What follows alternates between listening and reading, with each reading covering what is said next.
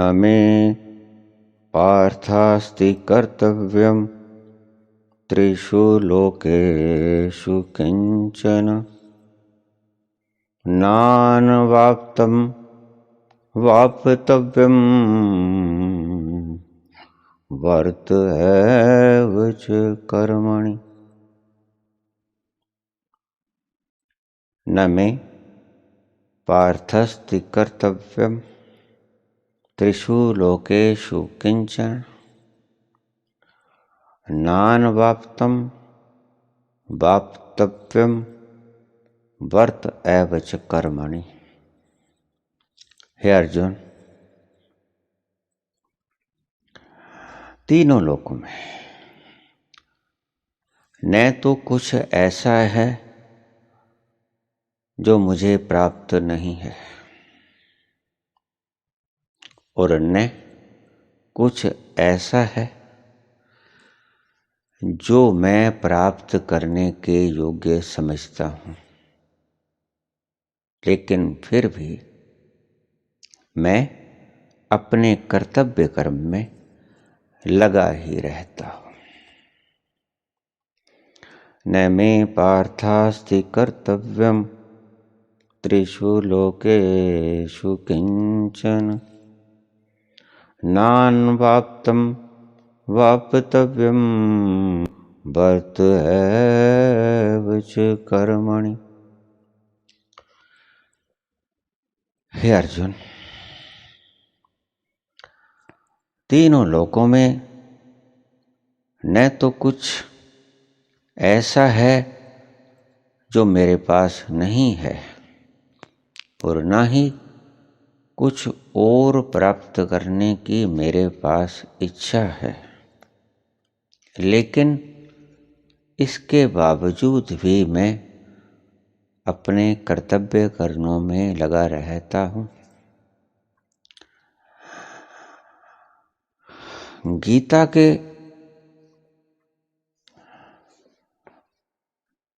3 अध्याय के 22वें श्लोक में भगवान कृष्ण ने अर्जुन से संबोधित होकर ये विलक्षण शब्द कहे। इनके अर्थों की गहराई में जाने की चेष्टा करेंगे।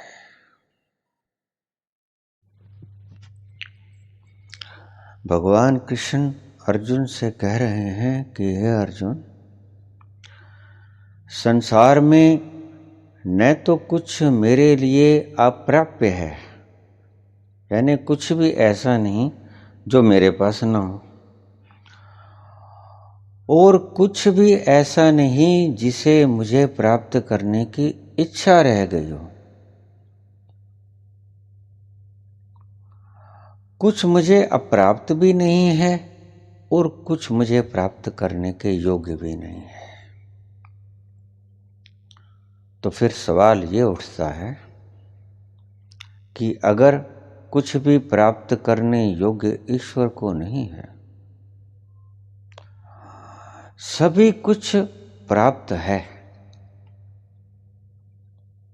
तो फिर उसने सृष्टि क्यों बनाई?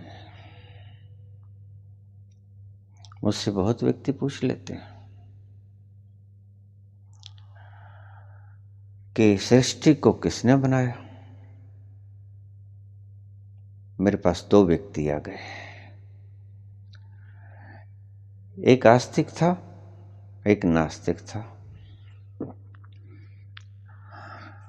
आस्तिक मुझे कहने लगा कि ईश्वर ने सृष्टि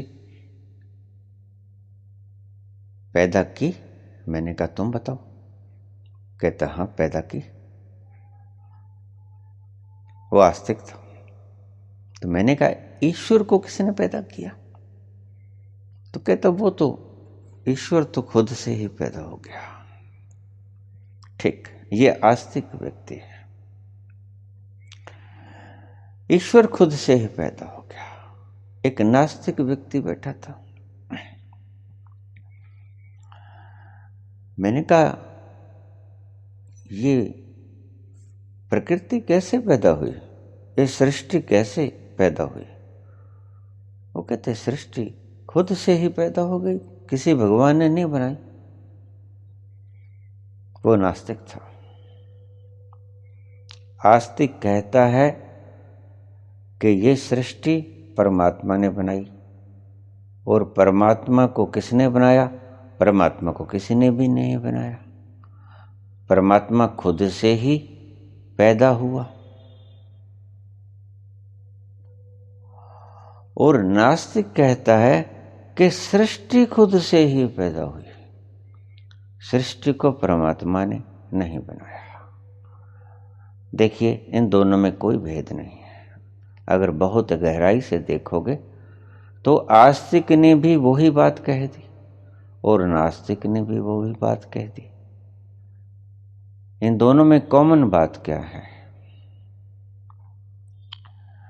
मैंने उनसे कहा कि तुम दोनों ने तो एक ही बात कहते हैं। वो थोड़ा हैरान होकर पूछने लगे कि हम दोनों ने बिल्कुल विपरीत बातें कही हैं। एक ने कहा है कि सृष्टि परमात्मा ने पैदा की, और एक ने कहा है कि सृष्टि खुद से पैदा हो गई। मैंने कहा लेकिन सृष्टि खुद से पैदा हो गई या ईश्वर खुद से पैदा हो गया, तुम दोनों ने एक बात के ऊपर तो सहमति जता ही दी ना, कि दोनों में से कुछ भी हो, एक कुछ ऐसी तत्व तो है जो खुद से ही पैदा हो गया, वो चाहे सृष्टि हो चाहे ईश्वर हो।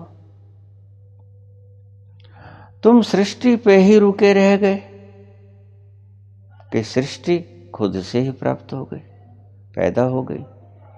तुम ईश्वर पे जाकर रुक गए कि सृष्टि तो ईश्वर ने पैदा की, लेकिन ईश्वर खुद से ही पैदा हो गया। लेकिन एक बात कॉमन हो गई कि कुछ है ऐसा तत्व जो कि खुद से ही पैदा हो जाया करता है, और तुम्हारे तथा कथित तार्किक कुछ भी कह ले, तर्क उन्हें हरा देगा, दोनों को हरा देगा। नास्तिक को भी हरा देगा, आस्तिक को भी हरा देगा। आस्तिक ये कह सकता है कि जब सृष्टि खुद से पैदा हो सकती है तो सृष्टि को ईश्वर ने बनाया, तो ईश्वर खुद से क्यों नहीं पैदा हो सकता? दोनों के तर्क तो समान है। नास्तिक कह देगा कि जब ईश्वर खुद से पैदा हो सकता है तो सृष्टि खुद से पैदा क्यों नहीं हो सकती? सृष्टि खुद से पैदा हो गई। तो बैठे बहस कर रहे थे। मैंने कहा देखिए, तुम दोनों अंधे हो, तुम दोनों को ही पता नहीं, दोनों ही एक बात कहे जाते हो और लड़े जाते हो। देखिए, जो राम कहता है, जो अल्लाह कहता है, जो गॉड कहता है, जो रहीम कहता है, कुछ भी नाम लेता है, लेकिन नाम तो उसी का लेता है ना। हम सर्वशक्तिमान कह देते हैं, वो ओमनीपोटेंट कह देते हैं। वो ओमनीपोटेंट, ओमनीशिएंट, ओमनीप्रेजेंट कह देते हैं, हम सर्वव्यापक, सर्वशक्तिमान, सर्वज्ञ कह देते हैं। फर्क क्या हुआ? हम ब्रह्मा विष्णु महेश कह देते हैं, वो GOD गॉड कह देते हैं, जनरेटर, ऑर्गेनाइजर, डिस्ट्रक्टर। फर्क क्या हुआ? तो हम सिर्फ भाषा के ऊपर भी लड़ते रहें, सिर्फ इसीलिए यहां पर आए, और कोई काम नहीं है। ऐसी मूर्ख सभ्यताओं ने जन्म लिया है कि दोनों को ही पता नहीं कि वो बात तो एक ही कर रहे हैं। मजा तो तब आए अगर तुम दोनों अलग अलग दिशाओं की बातें करो। जाके तुम एक ही बिंदु पे उलझ जाते हो, चाहे आस्तिक हो चाहे नास्तिक हो।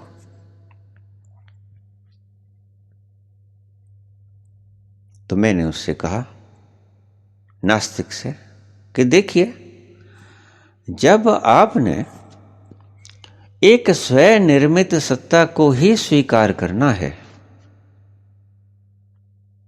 तो क्यों ना ईश्वर को ही स्वीकार कर लिया जाए, क्या हर्ज है?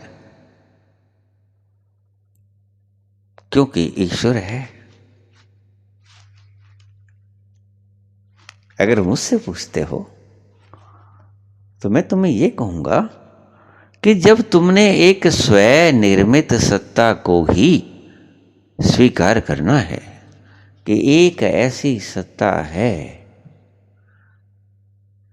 जो खुद ही से पैदा हुई है, तो क्यों ना हम ईश्वर को ही स्वीकार कर लें। ईश्वर है। तुम प्रकृति को देख रहे हो, ईश्वर को नहीं देखा है तुमने। प्रकृति तो आस्तिक को भी नजर आ रही है, नास्तिक को भी नजर आ रही है, लेकिन आस्तिक झूठा है, नास्तिक सच्चा है। कैसे? नास्तिक सच्चा है क्योंकि उसे प्रकृति दिख रही है, ईश्वर नहीं दिख रहा है, इसीलिए वो ज्यादा बलपूर्वक सच्चा है। हालांकि वो सही रूप में सच्चा नहीं है क्योंकि ईश्वर है। लेकिन आस्तिक झूठा है। कैसे? आस्तिक झूठा ऐसे है कि सृष्टि तो उसे दिख रही है, नास्तिक का तो उसे तर्क समझ में आता है, लेकिन ईश्वर को उसने माना है, ईश्वर को उसने देखा नहीं, सृष्टि उसे दिख रही है। सृष्टि नास्तिक को भी दिख रही है, सृष्टि आस्तिक को भी दिख रही है। इन दोनों अर्थों में दोनों बिल्कुल ठीक है। नास्तिक कहेगा ये देखो सूरज है, ये देखो पेड़ है, ये देखो जमीन है, आस्तिक को मानना पड़ेगा। लेकिन जब आस्तिक कहेगा कि भगवान है तो नास्तिक कहेगा दिखाओ। जब मैंने जो बात मैं मानता था तुमको दिखा दी, तो फिर तुम जो बात मानते हो वो दिखाओ। यही कलेश है। हमारे आज के न्यायाधीश अगर ऐसे न्याय करना शुरू करते हैं, जब भी कोई उनकी अदालत में अपने विश्वासों का हनन करने का कोई दावा करे कि मेरी भावनाओं को ठेस पहुंचे, तो उल्टा उसको दंड दे कि तुम भावनाओं को साबित करो। सही प्रोसेस है ये। अगर न्यायाधीश सही दिमाग रखता हो, सही बुद्धि रखती हो, तो जो उसके पास ये दावा करे कि मेरी भावनाओं को ठेस लगी है, न्यायाधीश को उससे कहना चाहिए कि साबित करो कि तुम्हारी भावनाएं सही हैं। नास्तिक तो साबित कर देगा कि देखो ये हमने दूध डाला पत्थर के ऊपर और ये देखो नाली में से बह रहा है बाहर। नास्तिक तो साबित कर देगा, लेकिन आस्तिक साबित कैसे करेगा कि ये दूध जो तुमने पत्थर के ऊपर फेंका ये भगवान है? बताओ। नास्तिक तो साबित कर देगा, जैसे स्वामी दयानंद सरस्वती ने साबित कर दिया। उसने कहा कोई मूर्ति पूजा की आवश्यकता नहीं। उसने काली की मूर्ति के साथ एक जंजीर बांधी लोहे की और एक सांड के साथ वो जंजीर बांधी और सांड को डरा दिया। आपको पता होगा कि जो सांड होता है उसको अगर लाल झंडी दिखा दी जाए तो वो लाल झंडी से भटक जाया करता है। तो स्वामी दयानंद ने ऐसा ही किया। काली की मूर्ति के साथ बड़ी सी मोटी जंजीर बांधी और वो सांड के साथ बांधी और उसको लाल झंडी दिखा दी, तो वो तो बितक गया। जब बितक गया तो जब अपने पूरी शक्ति के साथ जब चला तो उसने मूर्ति को उखाड़ लिया और अब सांड आगे आगे मूर्ति सड़क के ऊपर घिसटे जा रही है। तो उसने तो साबित कर दिया कि मूर्ति पूजा करना व्यर्थ है। लेकिन आस्तिक कैसे साबित करेगा? और बहुत से व्यक्ति मुझे कह देते हैं कि अगर दयानंद ने ऐसा किया तो दयानंद का हश्र भी तो देखा कैसा हुआ। मैंने कहा कैसा हुआ? कहता उसकी कंच से मृत्यु हो गई, उसको खूनी दस्त लग गए। मैंने कहा वो दिया किसने? कोई भगवान ने तो दिया नहीं। वो काली माता ने तो उसको कंच नहीं पिलाया ना, पिलाया तो उसके रसोइये जगन्नाथ ने पिलाया। वो तो षड्यंत्र रचा गया था जिनके विरुद्ध वो बोलता था। वो मूर्ति पूजक लोग थे जिन्होंने कहा कि इस कांटे को निकालो बाहर। उन्होंने वो कांटा निकाल दिया। प्रयास तो बहुत बार पहले भी किया गया था, लेकिन वो पास ना हुआ था। लेकिन अब के उनका प्रयास ठीक कारगर सिद्ध हुआ। उन्होंने दूध के भीतर कंच का पाउडर मिला के उसे पिला दिया और स्वामी दयानंद का रोम रोम छिद गया और भीतर सारा जख्म इतना प्रगाढ़ हो गया। उन्होंने बड़ी कोशिश की अपने योग से ठीक करने की, लेकिन ना हो सके, क्योंकि घाव इतने गहरे थे और कंच बहुत ज्यादा था। तो मैंने कहा ऐसे तो आप जहर किसी आस्तिक को भी दे दोगे तो वो भी मरेगा। वो जहर ने काम किया, काली ने काम नहीं किया। वो तुम गलत फहमी में हो। अगर दयानंद को किसी ने जहर दे दिया तो काली ने नहीं मारा उसे, वो जहर ने मारा उसे। स्वाद तो था कि जब काली की मूर्ति घसीटी गई थी उसी क्षण उसके साथ कुछ न कुछ दुर्घटना हो जाती। लेकिन उसके बाद तो वो वर्षों बाद जीवित रहा। कितने वर्ष उसने वेद प्रचार किया। ऐसे तो एक दिन मरता ही है आदमी, चाहे वो कितना भी। हमारे कृष्ण भी मरे, हमारे राम भी मरे, हमारे बाबा नानक ने भी देह त्याग की, कबीर ने भी देह त्याग की। ऐसे देह तो सभी की जाया करती है। देह तो मॉर्टल है, वो तो इमॉर्टल नहीं है। यही तो भगवान कृष्ण ने कहा है कि आत्मा नहीं कभी मरती। उसने कब कहा कि शरीर कभी नहीं मरता? उसने तो बिल्कुल नहीं कहा। और किसी भी संत पुरुष ने नहीं कहा कि शरीर कभी नहीं मरता। हां, शरीर की आयु, अवधि, जीने की अवधि, इसके टिश्यूज के बरकरार रहने की अवधि को लंबा किया जा सकता है। जैसे हमारे शास्त्रों में कहावत है कि भगवान राम ने 10,000 साल तक राज्य किया, तो तब अगर ऐसा सत्य है तो तब आयु ज्यादा रही होगी। वैज्ञानिकों ने कोई ऐसी खोज कर ली होगी।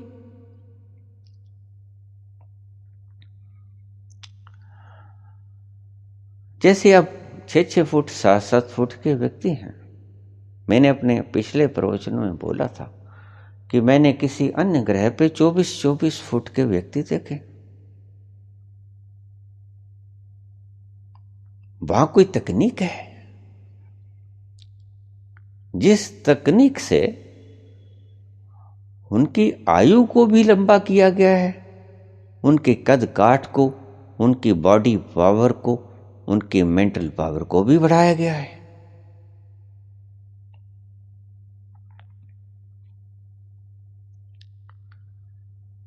आस्तिक और नास्तिक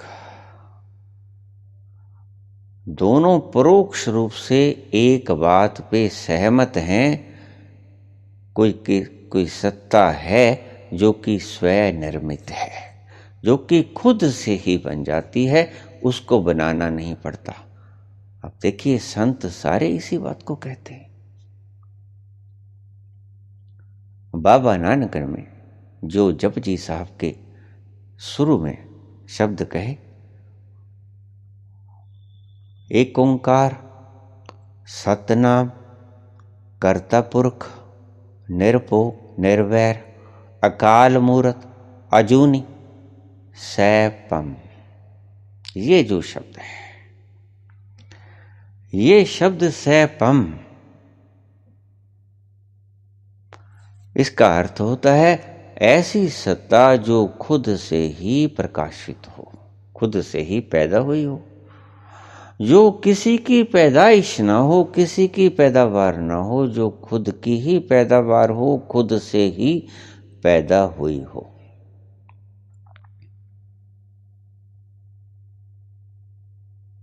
तो उन्होंने कहा सैपम, गुरु प्रसाद, बड़ा प्यारा शब्द कहा उन्होंने, गुरु प्रसाद। वो कहते हैं कि गुरु के प्रसाद से मिलता है, तुम्हारी मेहनत से नहीं मिलता। सैपम, उन्होंने ऐसी सत्ता को स्वीकार किया जो कि खुद से ही पैदा होती है, खुद से ही प्रकाशमान है।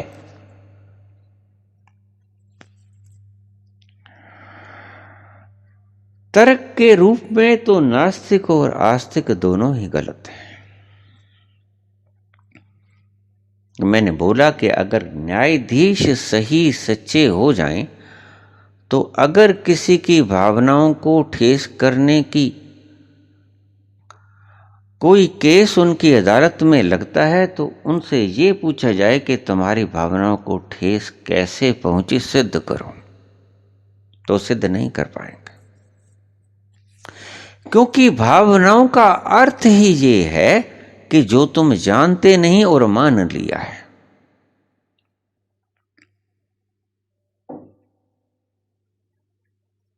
मैं भावना पालूं कि गधे के सिर पे सींग होते हैं, और कोई गधे को देखने वाला व्यक्ति कहे कि नहीं नहीं गधे के सिर पे सींग नहीं होते, तो ये तो मुश्किल खड़ी हो गई, उसकी भावनाएं तो क्षीण हो जाएंगी। गधे के सिर पे सींग होते हैं जो व्यक्ति ये माने फिरता है, और जो जिस व्यक्ति ने देख लिया है वो कह दे कि नहीं गधे के सिर पे सींग नहीं होते, तो जिसने माना है निश्चित रूप से गलत वो है, दंड उसे मिलना चाहिए कि तुमने गलत व्यवस्थाओं को माना ही क्यों। जब माना है तो वो खंडित भी होंगी। तुमने मान लिया गलती तुम्हारी और दोष तुम उसके ऊपर दे रहे हो कि मेरी भावनाओं को इसने ठेस पहुंचा दी। फिर जो आदमी सत्य बोल रहा है, वो आदमी अगर आपकी भावनाओं को ठेस पहुंचाने की आप उसके ऊपर अदालत में केस करते हो, तो झूठे आप हो, दंड के अधिकारी आप हो, वो नहीं जिसने सत्य बोला। उसने तो सिर्फ सत्य बोला, उसने तो जैसा देखा गधा वैसा बोल दिया। उसका क्या कसूर? उसका कोई कसूर नहीं। कसूर तो तुम्हारा, जो तुमने ये मान लिया बिना देखे कि गधे के सिर पे सींग होते हैं, तो दंड तुम्हें मिलना चाहिए या उस व्यक्ति को मिलना चाहिए जो सत्य बोल रहा है। मैं अपनी पिछली वीडियोस में कुछ ऐसी बातें बोल गया जो लोगों ने मान रखी थी, उसके विपरीत थी। निश्चित रूप से उनकी भावनाओं को ठेस पहुंची होगी। तो अगर उनसे पूछा जाए कि तुम्हारी भावनाओं को अगर ठेस पहुंची है तो सिद्ध करो कैसे पहुंची है।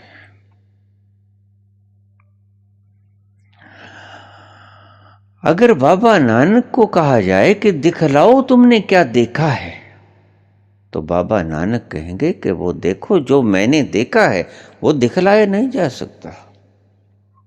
वो दिखलाए की बात तो बहुत दूर, वो बतलाया ही नहीं जा सकता।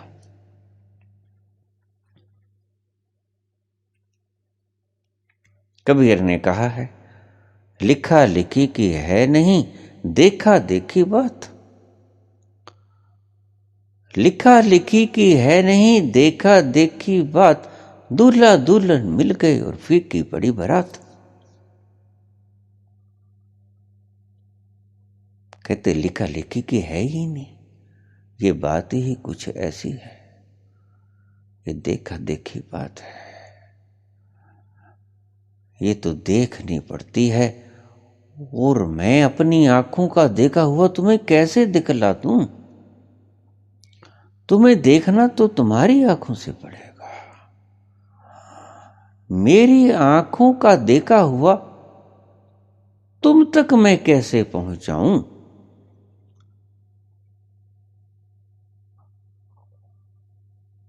तो संत पुरुष बोला नहीं जा सकता ये जानते हुए भी बोलते हैं। बोला नहीं जा सकता, कहा नहीं जा सकता, बतलाया नहीं जा सकता, फिर भी बोलते हैं, क्योंकि उनका ये मानना है कि कुछ भी नहीं किया जा सकता तो इशारा तो किया ही जा सकता है। देखिए, शरद पूर्णिमा की रात चंद्रमा की तरफ अगर मैं उंगली ना लगाऊं चंद्रमा को, तो चंद्रमा की तरफ इशारा तो कर सकता हूं। यद्यपि मेरे अंगुली के छोर के ऊपर, बिल्कुल अंतिम छोर के ऊपर चंद्रमा नहीं दिखेगा। अगर आपकी नज़र मेरे इशारे के ऊपर अटक गई तो आपको सत्य का पता न चल पाएगा। मैं कहूँगा देखो हो रहा चंद्रमा, और आप मेरी अंगुली का बिल्कुल अंतिम छोर देख लोगे, एंड पॉइंट देख लोगे, जहाँ जाके उंगली खत्म होती है। आप कहोगे बिल्कुल नहीं है, मैं सत्य बोलता हूँ, नहीं है चंद्रमा यहाँ, और आप ठीक भी हो। लेकिन तार्किक रूप से ठीक हो, सत्य रूप से तो मैं ही ठीक हूं। क्योंकि अगर तुमने इशारों की सीध में देख लिया होता तो आपको चंद्रमा दिख गया होता। तो संत पुरुष ये कहते हैं कि यद्यपि बोला नहीं जा सकता, तथापि हम इशारा ही करके देख लेते हैं। तो आपने पूछा कि जब आप मौज में बैठे हो, फिर आप बोले क्यों जा रहे हो? फिर बोलने का प्रयोजन क्या है? आप आराम से बैठे हो, हम भी देख रहे हैं। आप एक जगह पे बैठे हो, आपका कोई शौक नहीं है, लेकिन फिर भी आप क्यों बोले जा रहे हो यूट्यूब के ऊपर? तो मैंने जो कृष्ण का ये शब्द आपको सुनाया संस्कृत में, उसका अर्थ यही है कि कृष्ण कहते हैं कि हे अर्जुन, यद्यपि मुझे प्राप्त करने योग्य कोई वस्तु नहीं है, और कोई वस्तु ऐसी नहीं है जो मुझे प्राप्त हुई ना हो, लेकिन फिर भी मैं कर्तव्य कर्म लगातार किए जाता हूं। दृष्टांत रूप से मैंने आपके सामने ये शब्द रखा। मैं क्यों बोलता हूं? मैं इसलिए नहीं बोलता हूं कि आज जो धरती पे लोग हैं वो समझ जाएंगे। बोलता तो इसीलिए भी हूं, लेकिन मैं आने वाली पीढ़ियों के लिए बोलता हूं। कौन जाने कल मैं रहूं ना रहूं। एक दिन तो आएगा ही, ऐसा निश्चित ही आएगा, उसको कोई नहीं रोक सकता। लेकिन मैं आने वाली पीढ़ियों के लिए बोल रहा हूं। तुम सुनो सुनो ना सुनो, कोई फर्क नहीं। अगर कभी किसी ने भविष्य में, हजारों वर्षों में एक व्यक्ति ने भी सुन लिया तो मेरा बोलना सार्थक हो गया। और न जाने, कौन जाने, आज ही ऐसा व्यक्ति सृष्टि पे बैठा इन शब्दों से कुछ समझ जाए, इन इशारों से कुछ इशारों में बात कहने से कई बार सत्य की तरफ पहुंच जाया करते हैं लोग। ईश्वर है, और ईश्वर कैसे मिलता है, उसका राहगीर को इशारा गुरु ही तो किया करता है कि ऐसे मुड़ जाओ, ऐसे जहां जाना है वहां पहुंच जाओगे। लेकिन पूछने वाला ये तृष्णा पैदा किया करता है अपने भीतर, अपने भीतर ये इच्छा पैदा किया करता है कि मैंने वहां जाना है। जब तक आप तृष्णा पैदा ना कर पाओगे कि मैंने वहां जाना है,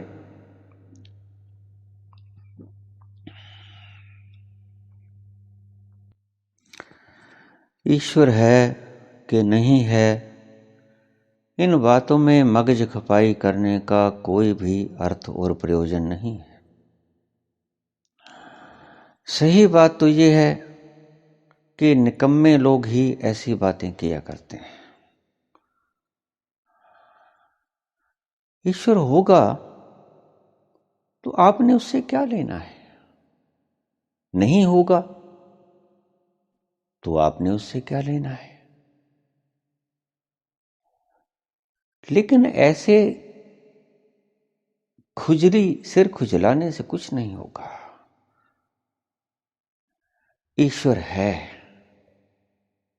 ये शब्द अगर भीतर से पैदा हो जाए, ईश्वर है कि नहीं है, ये सवाल भी बड़ा कीमती है। लेकिन ये खोपड़ी की खुजलाहट से नहीं आना चाहिए, ये आत्यंतिक प्राणों की प्यास की पुकार होनी चाहिए, जैसे स्वामी विवेकानंद की पुकार थी। उसने भी पूछा, स्वामी रामकृष्ण परमहंस ने उसने पूछा, ईश्वर है? तो जब रामकृष्ण ने उसकी आंखों की तरफ झांका तो देखा कि हाँ, ये जिज्ञासु है। ऐसे तो तुम रोज बकवास किया करते हो। ईश्वर है, प्रकृति है, प्रकृति को किसने बनाया, फिर ईश्वर को किसने बनाया। फिर अगर कह देंगे कि ईश्वर को बड़े ईश्वर ने बनाया तो आप कह दो कि बड़े ईश्वर को किसने बनाया। अंतहीन श्रृंखला है तर्क जाल की, ये कभी समाप्त होने को नहीं है। और इसमें अकेला आस्तिक ही नहीं हारेगा, इसमें नास्तिक भी हारेगा। सही पूछो तभी मैं कहा करता हूं कि आस्तिक भी गलत है, नास्तिक भी गलत है। और नास्तिक तो कभी ठीक हो ही नहीं सकता।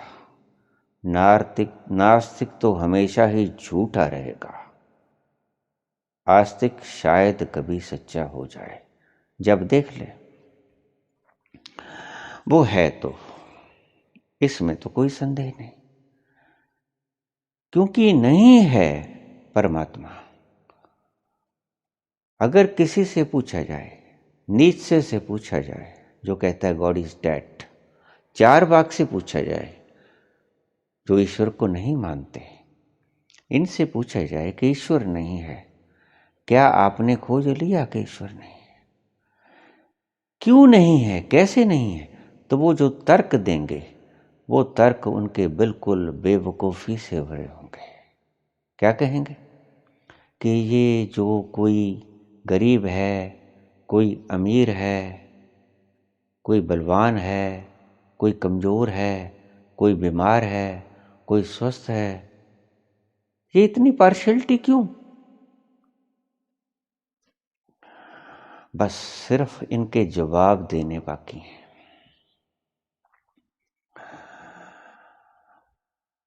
मुझसे किसी ने पूछ लिया, एक व्यक्ति मेरे पास आया, बहुत बुझा बुझा सा, मुझे कहने लगा मैंने बहुत पाप किए होंगे पिछले जन्म में। मैंने क्या हुआ? कहते बहुत दुखी हूं, हर तरफ से दुख की बौछारें कर रही हैं, गर्म हवाएं, लूएं आ रही हैं चारों तरफ से, परेशानी ही परेशानी, दबाव ही दबाव, मैं झेल नहीं पा रहा हूं, इन सर्कमस्टेंसेस से उभर नहीं पा रहा हूं। बहुत सी मोटिवेशन स्पीचेस को सुनता हूं, लेकिन थोड़ी देर के लिए असर होता है ट्रैंकुलाइजर की तरह, और फिर वही जागृत हो जाती हैं, क्योंकि समस्याएं तो वहीं खड़ी होती हैं। दुखी व्यक्ति को आप लाख शांत होना सिखा दो, देखो यहां पर हो हल्ला मच रहा है, शोर शराबा हो रहा है, तो आप कह दो कि थोड़ा सा दूर हो जाओ, जंगलों में निकल जाओ, कंदराओं में छुप जाओ, वहां शोर शराबा नहीं होगा। आपकी शांति बिल्कुल ऐसी शांति है। लेकिन आपने वो शांति तो नहीं सिखाई कि भरे शोरगुल के बीच तुम शांत बैठे रहो। कृष्ण की शांति कहां से सिखा दी आपने? कृष्ण तो रण के मैदान में 18 अक्षौहिणी सेना के बीच में हाहाकार हो रहा है, हाथियों की हुंकार के बीच में और घोड़ों की टापों के बीच में, महारथियों की फुंकार के बीच में बोले जा रहे हैं कि अर्जुन उठा अपना गांडीव, छलनी कर दे इनके कलेजों को।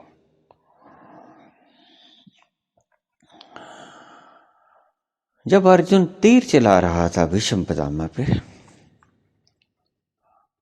और कृष्ण ने देखा तो तीर हल्के थे, तो कृष्ण बोलने लगे अर्जुन से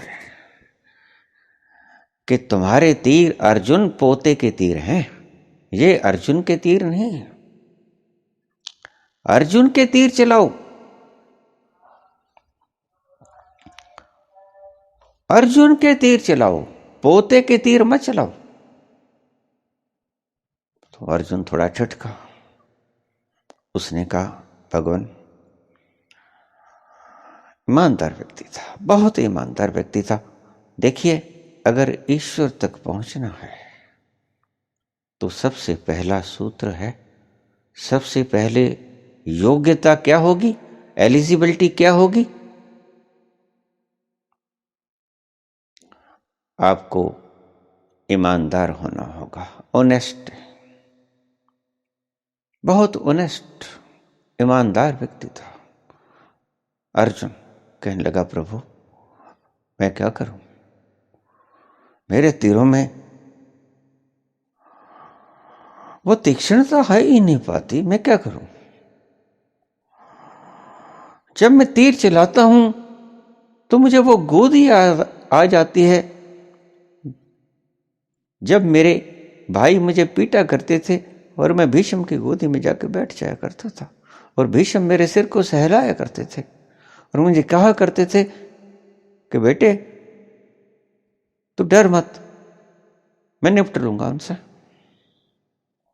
आज कैसे तीर चलाऊं उसके ऊपर? मेरे तीरों में तीक्ष्णता तभी तो आ नहीं रही, मैं क्या करूं? मैं अभी भी मोहग्रस्त हूं।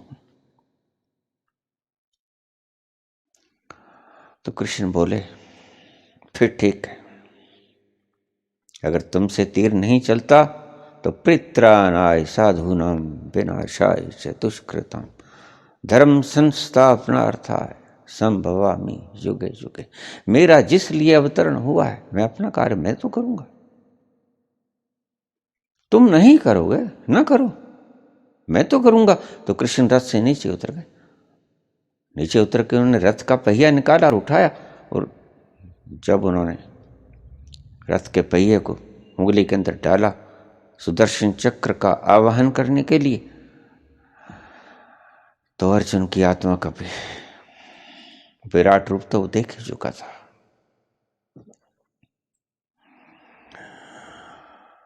उसकी खोपड़ी हिल गई, उसके प्राण कंप गए। उसने कहा कि भगवान का लिया हुआ संकल्प टूट जाएगा। मेरी इस हरकत के कारण, इस कायरता के कारण, इस मोह के कारण मेरे प्रभु का संकल्प टूट जाएगा कि मैं कभी शस्त्र नहीं उठाऊंगा सारे युद्ध के दौरान। और यह व्यक्ति आज अपना संकल्प तोड़ने चला है मेरे कारण। मैं दोषी हूं। उसकी आत्मा का भी नरम दिल इंसान रहा होगा। पहले तो आत्मा कपी कि मैं अपनों को कैसे मार पाऊंगा। ये सब मेरे भाई भतीजे हैं, मेरे गुरु हैं, मेरे भीष्म पितामह हैं, जिन्होंने मुझे छोटी छोटी बुरकी खिला के पाला है।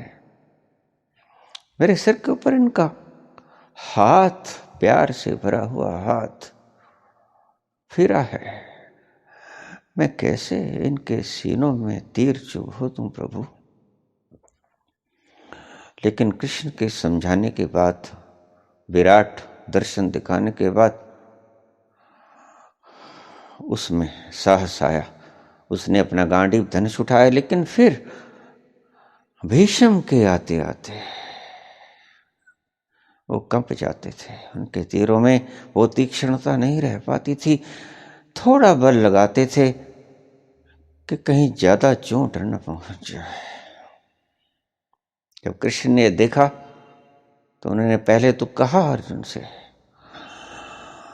जब अर्जुन ने असमर्थता जताई कि प्रभु मैं अपने बाणों में वो तीक्ष्णता ला नहीं पा रहा, मेरा मोह बीच में आड़े अब भी आ रहा है, उसने कहा ठीक, फिर मैं तो अपना कर्तव्य निभाऊंगा। अगर तुम नहीं निभाते हो, याद रखना, जब मनुष्य अपना कर्तव्य नहीं निभाया करता है तो वो विराट अपना कर्तव्य निभाया करता है।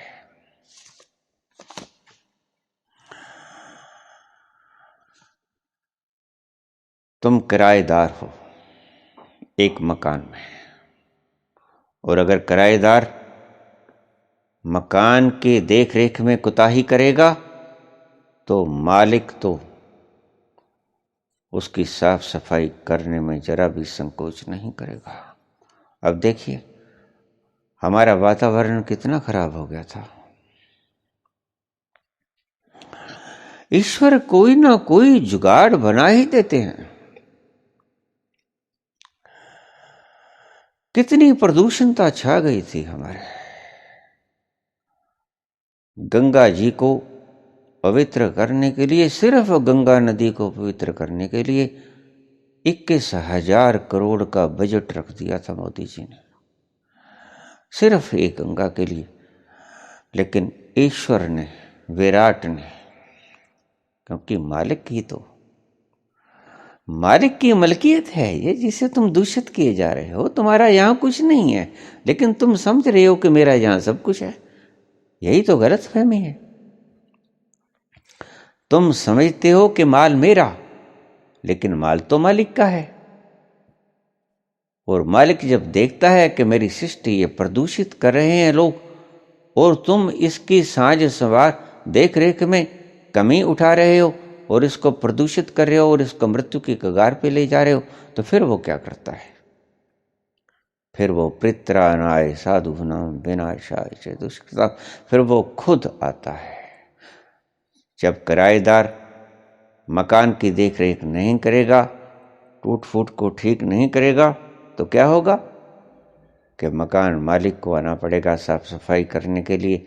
मकान मालिक को आना पड़ेगा उस टूट फूट संवारने के लिए। तो उस विराट ने कोरोना नाम का एक अस्त्र प्रयोग किया। और देखिए आज अकेली गंगा ही नहीं, विश्व की सभी नदियां प्रदूषण मुक्त हैं, परम पवित्र हैं। उसकी विशाल संरचना देखी। तुम क्या कहते हो? तुम अपने आप को कर्ता माने फिरते हो। तुम कर्ता हो?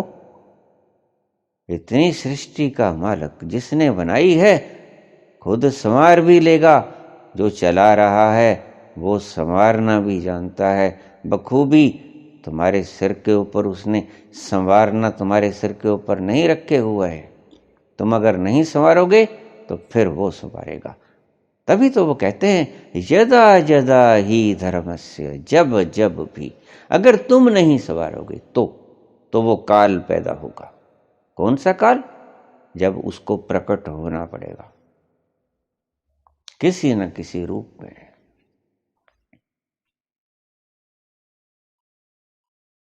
यदा यदा ही धर्मस्य ग्लानिर्भवति भारत। जब धर्म की हानि होगी। धर्म का अर्थ लोगों ने बहुत गलत ले लिया है। मैं देख देख के सुन सुन के हैरान हुआ करता हूं इन मूर्ख लोगों के अर्थों को। एक जगह मैंने क्या पढ़ा? एक जगह मैंने पढ़ा धर्मो रक्षति रक्षितः। और उसका अर्थ क्या कर रखा है कि धर्म की रक्षा कीजिए, धर्म आपकी रक्षा करके। अरे भाई वाह, कमाल हो गई। बड़ा सुंदर अर्थ किया। हद कर दी आपने अर्थ करने वाली। धर्मो रक्षति रक्षित है। आह, सुंदर, अति सुंदर। धर्म की रक्षा कीजिए तो धर्म आपकी रक्षा करेगा। इस पहरे ने न जाने कितनी जिंदगियों को निगल लिया। इस्लाम धर्म अपनी रक्षा कर रहा है, हिंदू धर्म अपनी रक्षा कर रहा है, सिख धर्म अपनी रक्षा कर रहा है, ईसाई अपनी रक्षा कर रहा है, पारसी अपनी रक्षा कर रहा है। क्योंकि धर्म की रक्षा करेंगे तभी तो धर्म हमारी रक्षा करेगा। अरे भाई, ये रक्षा काहे को हुई? ये तो सौदा हो गया, ये एग्रीमेंट ना हुआ। गौर से देखिए, रक्षा, आप अपनी बहन की रक्षा करने के लिए रखड़ी बंधवाते हो तो सौदा करते हो? नहीं, रक्षा करने का वचन देते हो। उसके बदले में तुम्हें कुछ नहीं मिलता। तुम रक्षा करने का वचन देते हो बहन से राखी बंधवा के कि मैं तुम्हारी रक्षा करूं। धर्मो रक्षति रक्षतः। धर्म की रक्षा करो, धर्म तुम्हारी रक्षा करेगा। और इस फिक्रे ने लाखों करोड़ों गर्दनें उड़ा दी, लाखों माई के लाल शहीद कर दी, लाखों कलाइयां सोनी हो गई, लाखों बहनें रखड़ी लिए फिरती हैं, उन बहनों की कलाइयां छीन ली आपने। लाखों बच्चे अनाथ आश्रमों में गुजारा कर रहे हैं, उनके सिर के साए आपने छीन लिए। तुम समझदार हो, तुमसे मूर्ख कोई नहीं। आज सभ्यता जितनी मूर्ख हो गई है, फिर इसको असभ्यता ना कहें तो और क्या है। ये सामाजिक तत्व है, ये असामाजिक तत्व है। अरे ये धर्म की परिभाषा है, इसे तुम धर्म कहते हो? धर्मो रक्षति रक्षतः। कमाल की अर्थ देखता हूं जब मैं शास्त्रों को पढ़ता हूं तो मेरा कलेजा रोने लगता है। आज की परिस्थितियों को देखकर धिक्कार है तुम्हारे ऊपर। ऐसे शब्दों का अर्थ करने वाले लोगों पे धिक्कार है।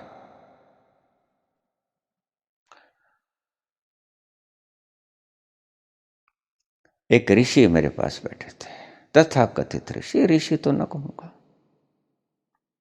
उन्होंने मेरे पास धर्मो रक्षित रक्षित है, धर्म की रक्षा करो। मुझे कहते हिंदू धर्म की रक्षा करो तभी बचेंगे हम। अरे गए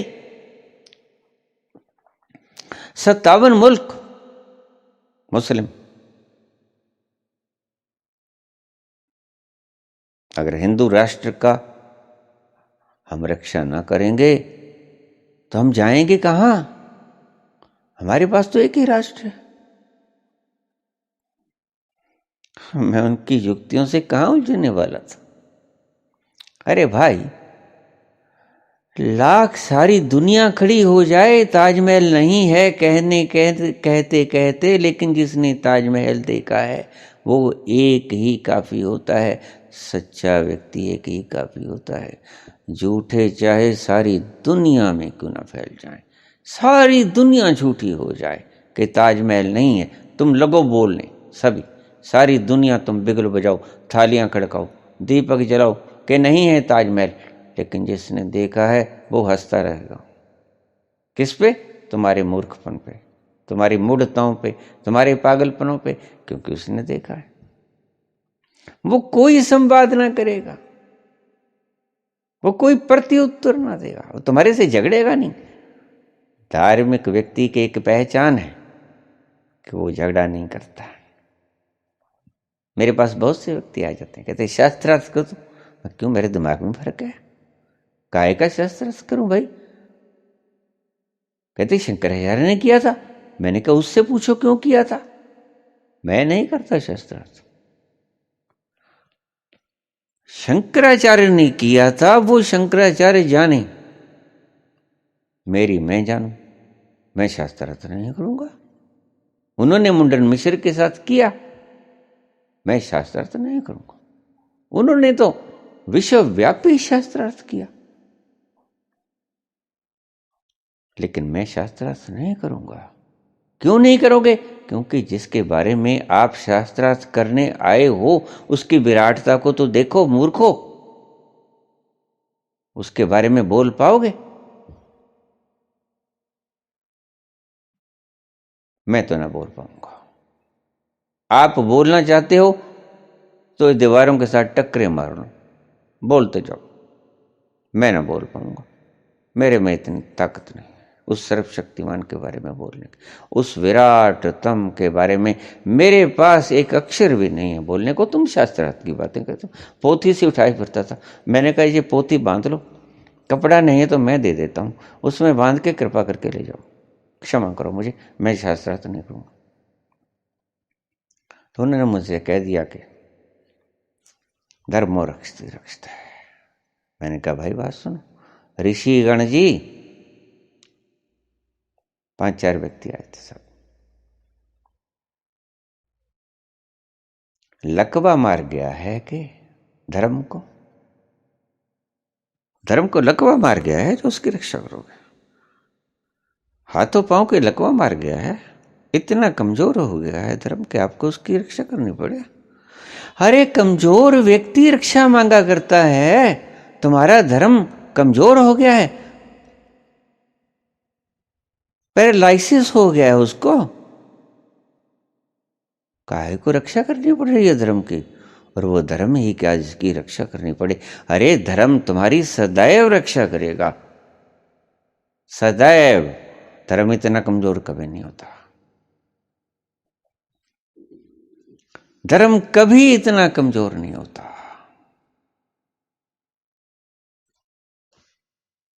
अगर धर्म जिस दिन कमजोर हो गया उस दिन तुम विराट को कमजोर साबित करने में लग जाओगे। तुम ये मत कहो कि धर्म कमजोर हो जाता, तुम कहो विराट कमजोर हो जाता है। विराट, विराट तो नित्य प्रतिदिन नूतन, नित्य प्रतिदिन बढ़ता ही जाता है, वो तो एक्सपेंड ही होता जाता है।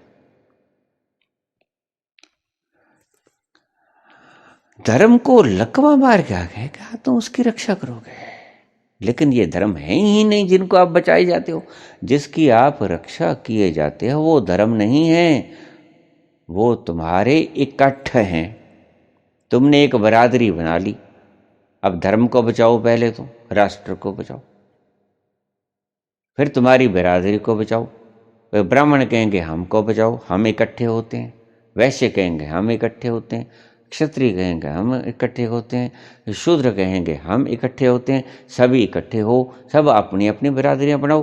तुम इकट्ठे होना चाहते हो, तुम पावर इकट्ठी करनी चाहते हो बाहर से, तुम्हें धर्म से कोई लेना देना नहीं है। धर्म की परिभाषा तुम जानते ही नहीं। नकली धर्म पैदा कर लिया आपने, संप्रदाय हैं वो, धर्म नहीं है। नकली वर्ण व्यवस्थाएं आपके गुरुओं ने पैदा कर ली, नकली वर्ण व्यवस्थाएं हैं। वरना खून तो सभी के, आप मिला के देख लो, पहचान के देख लो। कोई खून बोल जाए कि मैं क्षत्रिय का हूं, मैं ब्राह्मणों का हूं, तो बोलो, कोई खून नहीं बोलता है।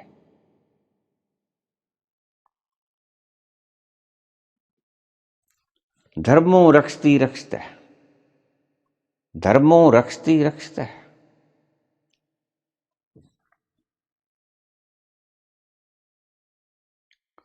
धर्म की रक्षा तुम्हें जब करनी पड़ जाए तो समझ लेना हम ही कहीं चूके हैं, धर्म कभी की रक्षा करने से।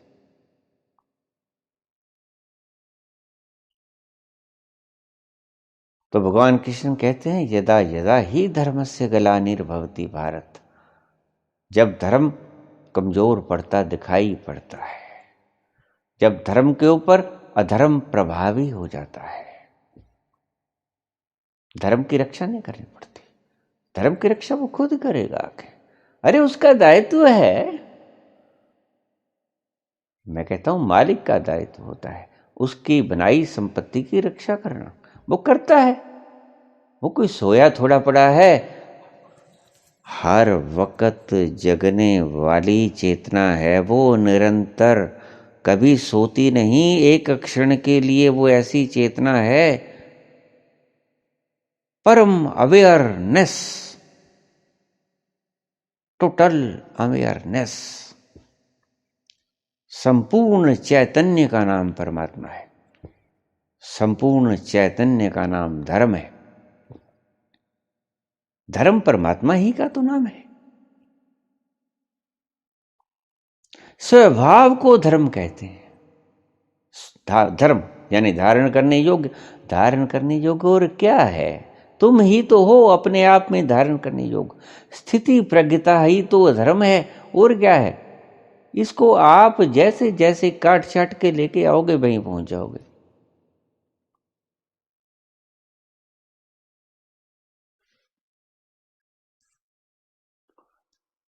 तो धर्म की रक्षा करने की कभी चेष्टा मत करना।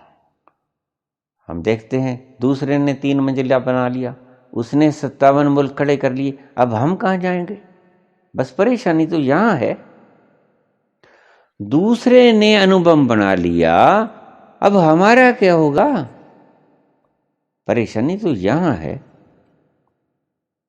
कोई हिंदू और मुस्लिम की परेशानी थोड़ी है, हम तो बड़े प्यार से रह रहे हैं। अब देखो ये किसानी मोर्चे में बैठे हैं, कहां गया धर्म? वो ही लोग जो तंबाकू के पास नहीं बैठा करते थे, तंबाकू पीने वालों में बैठे हैं। है ना गजब की बात। उसने संभाल ली ना अपनी व्यवस्था, उसने अपने संसार को संभाल लिया ना।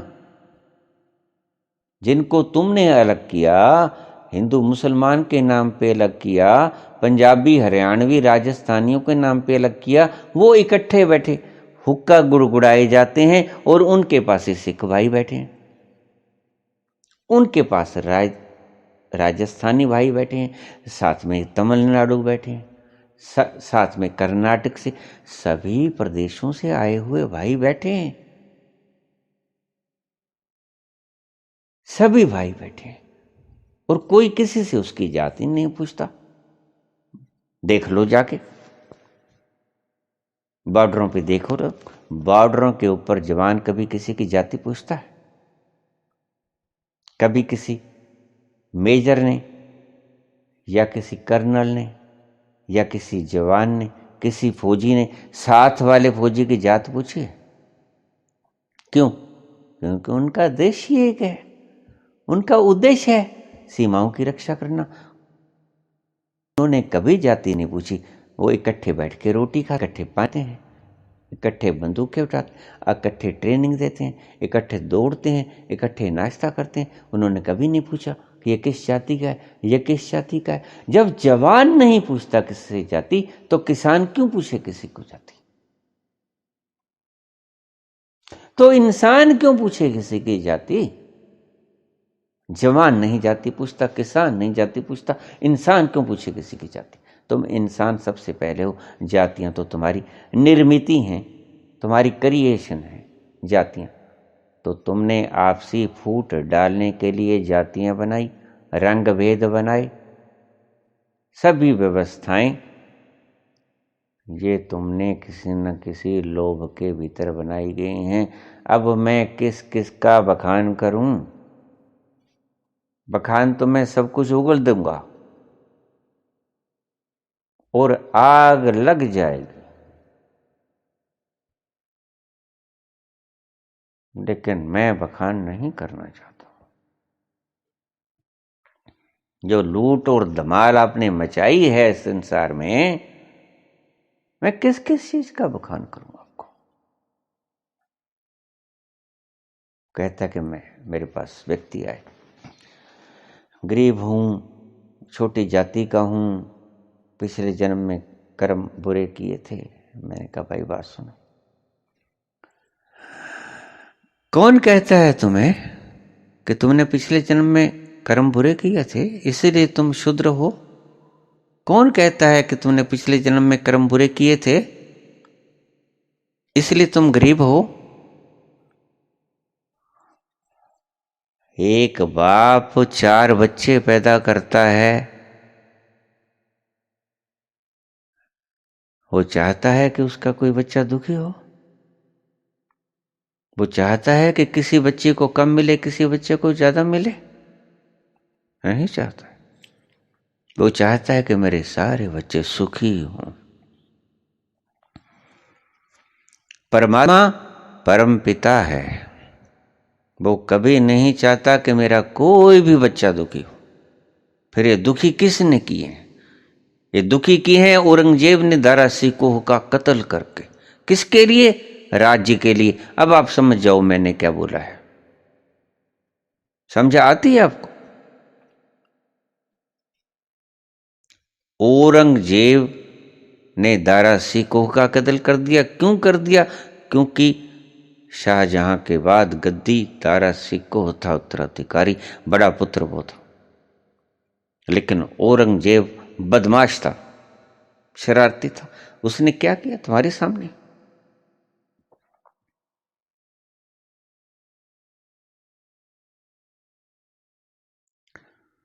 जो धर्म को जानते नहीं, जो जिन्होंने ईश्वर को कभी देखा नहीं, जाना नहीं, पहचाना नहीं, उस रास्ते के ऊपर नहीं चले, वो इस्लाम धर्म कबूलने के लिए प्रेरित कर रहे हैं आपको। प्रेरित नहीं होते हो तो दंडित कर रहे हैं, दंडित नहीं होते हो तो आपकी गर्दनें काट दिया करते हैं कि इस्लाम धर्म धारण करो। क्यों करें? उससे पूछा जाए औरंगजेब से कि क्यों करें इस्लाम धर्म, हमें तर्क दो इस बात का। तर्क तो मिलना ही चाहिए ना। जब आप किसी को कहते हो कि आप ऐसे करो, आज कानून पास कर दिए किसी के लिए, तो वो पूछेगा तो सही ना कि मेरे भले के लिए इसमें है क्या? पूछना तो अधिकार है ही, ये कोई तानाशाही थोड़ी। खैर वो तो तानाशाह था। ये तानाशाह का सिस्टम भी बाद में बताऊंगा।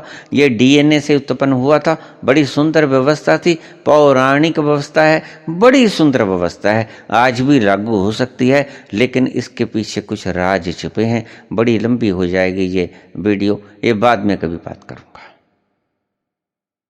ये कोई मूर्ख नहीं थे जो हमारे ऋषियों ने ये व्यवस्था कायम की कि एक राजा का बड़ा बेटा ही उत्तराधिकारी होगा शासन पर बैठने का। ये व्यवस्था बिल्कुल ठीक थी, लेकिन बगाड़ दी गई, तोड़ मरोड़ दी गई, इसका अर्थ बेअर्थ कर दिया गया। तो उसमें उनका क्या कसूर? विचारों ने, जिन्होंने, जिसने पावर का रिसर्च किया, अगर उस पावर के करंट से आदमी मर जाए तो पावर की क्रिएशन या खोज करने वाला व्यक्ति उसका जिम्मेदार नहीं होता। ये बिजली से हम करोड़ों तरह के सहायता भी ले रहे हैं, उपकार भी करवा रहे हैं इससे। ये दिन भर रात हमारी सेवा करती है। लेकिन अगर कोई व्यक्ति गर्म तार को हाथ लगा देगा 11,000 वोल्ट को और वो मर जाएगा, तो उसका उत्तरदायित्व एडिसन के पास नहीं होगा, रदरफोर्ड के पास नहीं होगा।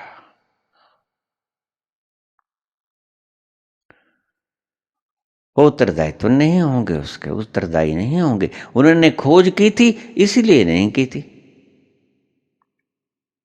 एल्बर्ट आइंस्टीन ने एटम बम की खोज की, अणु की खोज की। लेकिन एक बात आपको बताऊं, शायद आपको ना पता हो, एटम की खोज जो की एल्बर्ट आइंस्टीन ने, उन्होंने एटम बम बनाया नहीं।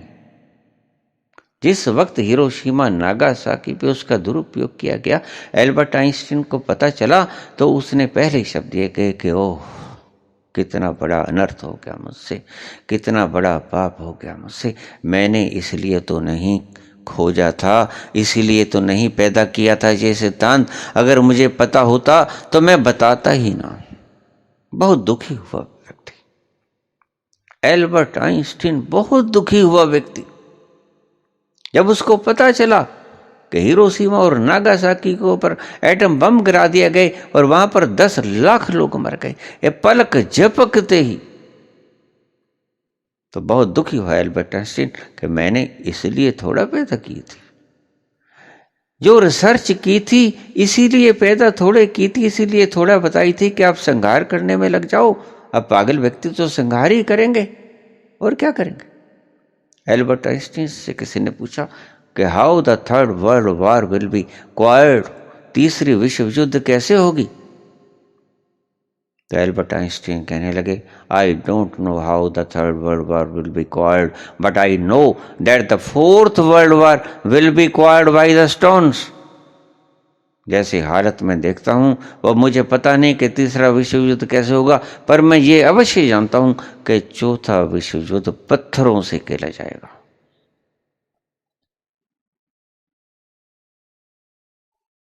दुख होता है इन लोगों को। रिसर्चर क्या करेंगे बेचारे, जब आप उनकी रिसर्च से गलत प्रयोग करना शुरू कर दोगे, उनको बरतना गलत कर दोगे, तो क्या करेंगे। ऋषियों ने तो खोज धर्म की सही करी थी, लेकिन आपने उसके अर्थ गलत कर दिए, उसने इंप्लीमेंट गलत कर दिए आपने, तो उनकी क्या कसूर विचारों का। ऋषियों ने तो आपके सुख के लिए पैदा की थी, इसीलिए परमात्मा ने सृष्टि बनाई सभी प्राणियों के कल्याण हेतु। जब हम प्रार्थना करते हैं कि सुखी बसे संसार सब, दुखिया रहे ना कोई। देखिए आज नव वर्ष है और मेरे पास सभी के संदेश आ रहे हैं, सभी आज प्यारे प्यारे शब्द बरत रहे हैं, सुखी बसे संसार सब, दुखिया रहे ना कोई। ये अभिलाषा हम सब की ईश्वर पूरी हुए। आज तो अभिलाषा किए जा रहे हैं। ईश्वर ने इसीलिए बनाया था व्यक्ति को, भाई भाई से प्रेम करे। तुम गर्दने कटवा रहे हो, कौन कटवा रहा है, जिसको फायदा हो रहा है। औरंगजेब ने दारा शिकोह का कत्ल करके खुद गद्दी हथिया ली, क्यों, ये आपको पता है क्यों। जो राज भोगता है उसको पता है कि मैंने क्या क्या किया है, अन्यथा मालिक तो होता है राम, और अगर उसको अपने बाप के दिए हुए वचन के कारण वनवास हो जाया करता है तो खुशी खुशी स्वीकार कर लिया करता है। दशरथ ने जब वचन दिए थे तो उसे पता नहीं था कि इन वचनों का दुरुपयोग होगा। जब केकई ने उसे 2 वचन मांग ली तो बहुत दुखी हुआ। उसको अपने आप पर शर्म आने लगी कि मैं स्त्री का, जोरू का इतना गुलाम हो गया कि मैंने उसको वचन दे दिए, और मैं आज इतना अशक्त हो गया हूं कि मैं वचनों से पार नहीं जा सकता। तो राम को बुलाया गया। राम ने कहा ठीक है, जैसी आपकी आज्ञा पिताजी, मैं अभी चले देता हूं। लेकिन दशरथ का मन तो रोया, वो तो दुखी हो गया। तो दशरथ ने आखिरी शब्द कहे राम से, राम वचन मैंने दिए हैं, मैं पाबंद हूं वचन निभाने का, तुम नहीं। पाप मैंने किया है, दुख तुम क्यों भोगो। मैं जाऊंगा वनवास। कैकेयी तुम मेरे लिए वनवास मांग, मैं जाऊंगा 14 नहीं, मैं जिंदगी भर वन में रहूंगा। मुझे दे दंड जो देना है, मेरे पुत्र क्यों भोगें। वचन मैंने दिया है, इसलिए वचन पालन करने का अधिकारी और कर्तव्य मेरा है। दुख मैं भोगूं, मेरे वचनों के लिए मेरे पुत्र को भोगे। निश्चित बात भी ठीक थी उसके। कत्ल बाप ने किया है तो फांसी बाप ही चढ़े, पुत्र क्यों चढ़े। बिल्कुल बात कही उन्होंने, धर्मयुक्त बात कही उन्होंने, लेकिन वो रघुकुल को बीच में फंसा के बैठ गए। राम रघुकुल को बीच में फंसा के बैठ गए। रघुकुल रीत सदा चली आई, प्राण जाए पर वचन न जाए। वचन तो नहीं जाते, लेकिन दशरथ ने वचन दशरथ के लिए दिए तो ठीक, राम के लिए दिए तो गलत था। ये तो अन्याय हो गया एक व्यक्ति के साथ। लेकिन दशरथ ने उसे कहा कि राम तू बलवान है, तू मुझे बंदी बना ले, तू मुझे कारागृह में फेंक दे, मैं मर क्यों नहीं गया ऐसे वचन देने से पहले। बड़ा पश्चाताप किए जा रहे हैं, रोए जा रहे हैं, उनकी आत्मा रोई जा रही। आप समझ सकते हो कि जिसके प्रिय पुत्र के ऊपर इतनी विपत्ति आ गई हो, 14 वर्ष वनवास, उसके मन में क्या गुजर रही होगी आप अच्छी तरह से जान सकते हैं, महसूस कर सकते हैं। बड़ा रोया, चीखा चिल्लाया, उसने कहा राम मुझे बंदी बना ले, मैं बंदी बनने को तैयार हूं, लेकिन तुझे वनवास भेजने को तैयार नहीं हूं। मेरी आत्मा रो रही है, मेरा रोम रोम पुकार रहा है, नहीं तू वनवास नहीं जाएगा, नहीं जाएगा, वन में नहीं जाएगा।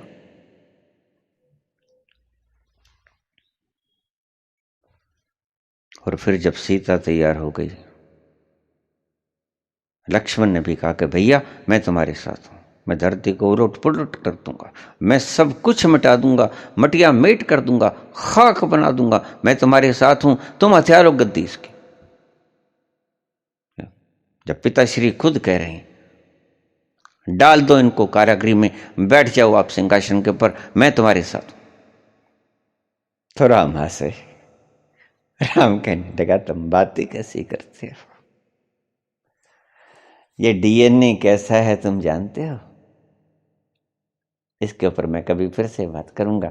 डीएनए बड़ा सुंदर एक प्रयोग था, प्रयोग ही नहीं थी, यह असलियत थी, लेकिन ये बाद में बात करूंगा, बहुत लंबी हो जाएगी बात। जो राजा का पुत्र ही राजा बने, बड़ा सुंदर बनाई थी व्यवस्था, राजा का पुत्र ही राजा बने। डीएनए बहुत सुंदर हमारे ऋषियों की खोज थी, लेकिन विकृत हो गई, क्या करें। अब तो कहीं का ईट कहीं का रोड़ा, भानुमति ने कनुबा जोड़ा। अब तो पता नहीं कहां कहां से इकट्ठे हो जाते हैं और वो राज करने लग जाते हैं। तो यही कुछ होगा जो हो रहा है आज, देख ही रहे हो आप।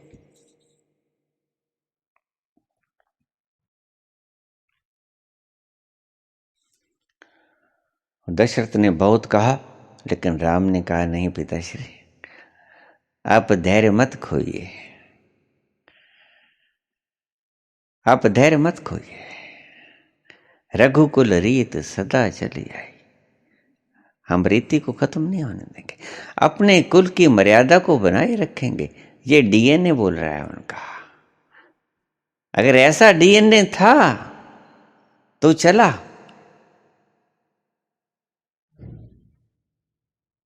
और देखिए आगे डीएनए भरत में भी वही है, उसी दशरथ का डीएनए है, उसी रघुवंश का है।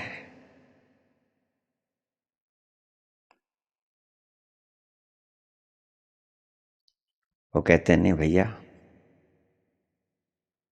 मैं मर जाऊंगा अगर तुमने राज्य न किया तो। बहुत समझाया बुझाया, अपना क्षेत्र पार करके गया, उनके चरण पकड़े, रोने लग गया, बहुत रोया, चिल्लाया, चीखा, भैया ये पाप मत करो मेरे ऊपर, मैं इस कुलच्छनी के गर्भ से जन्म लिए हूं, मैंने पाप क्या किया है, तुम मेरे ऊपर ये पाप क्यों मंड रहे हो, तुम चलो मैं तुम्हें राज देता हूं। अगर तुम मुझे मालिक मानते हो तो मैं तुम्हें राय देता हूं, तुम करो। तो कहते नहीं, मैं पिता का आज्ञा पालने का बाध्य हूं, तुम्हारे आज्ञा को पालन करने में बाध्य नहीं।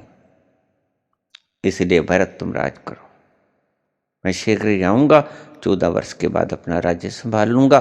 तुम जाओ, शांति रखो, धैर्य रखो। गए, खड़ाऊं लेके गए बेचारे। जैसे राम ने वनवास भोगा वैसे ही भरत ने राज्य भोगा। गलती मत खा जाना कि भरत ने राज्य भोगा, राज्य नहीं भोगा भक्त। भरत ने भी वनवास भोगा। यही थी महानता, यही होता है डीएनए। तो मुझसे कहने लगा कि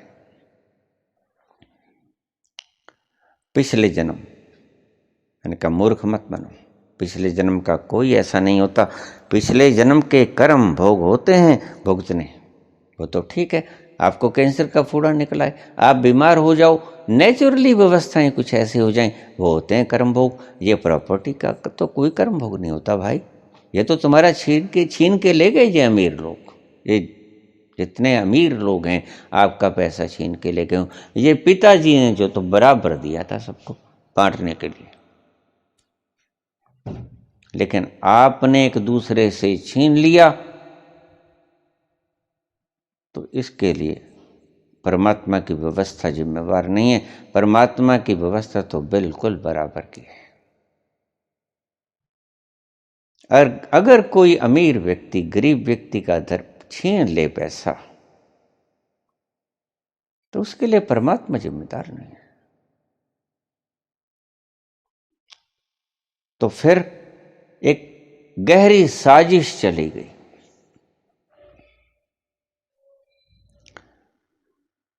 उन्होंने खरीदा पंडितों को।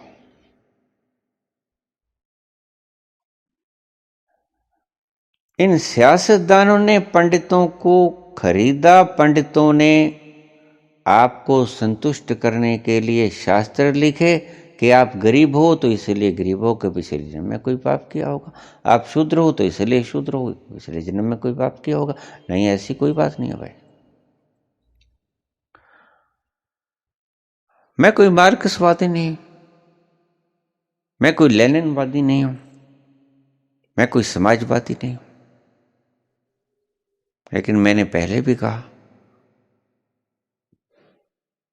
देखो जोड़ो जितना मर्जी दो जोड़ो, मुझे कोई ऐतराज नहीं, तनिक कभी ऐतराज नहीं। मैं ईमानदारी से बताता हूं आपको। लेकिन मैं जब किसी बच्चे को भूखा सोता देखता हूं तो मेरी आत्मा रोती। तुम तिजोरियां मत भरो, तिजोरी भरने से पहले गरीब का पेट भरो।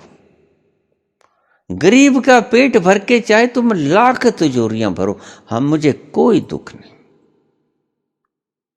गरीब भूखा ना सोए, गरीब बच्चे का पेट भरे, तिजोरियां भर लेना उसके बाद, लेकिन गरीब का पेट पहले भरना। आप तो गरीब का पेट जो भरा हुआ है उसको भी आप उल्टी करवाने जा रहे हो। आप तो उसकी आंतड़ियों में से निकाल रहे हो खून। ये कोई व्यवस्था थोड़ी है। नहीं नहीं, परमात्मा ने यह व्यवस्था नहीं बनाई। परमात्मा ने सबको बराबर की चीज दी है। जिसकी लाठी उसी की भैंस, उसने छीन ली। औरंगजेब ने दारा सिकों से राज्य छीन लिया, उसका अधिकार तो नहीं था, लेकिन छीन लिया। देखो जैसे अधिकार भी नहीं था उसका, और बेचारे को मृत्युदंड भी मिला, और बेचारे को मृत्युदंड के साथ साथ उसकी गद्दी भी गई।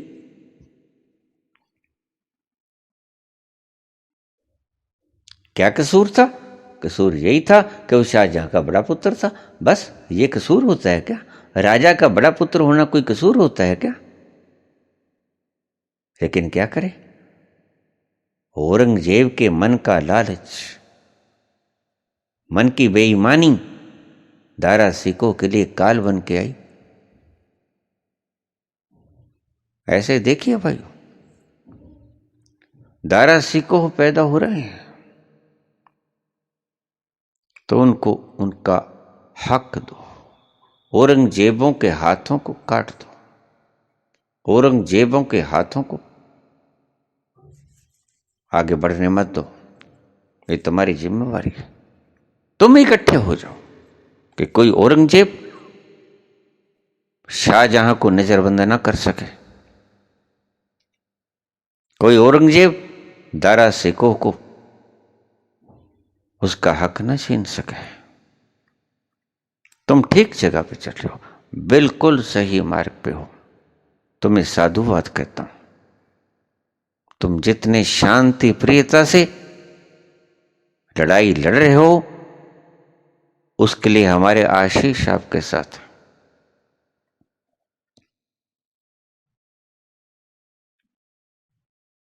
इसे ऐसे ही बनाए रखो।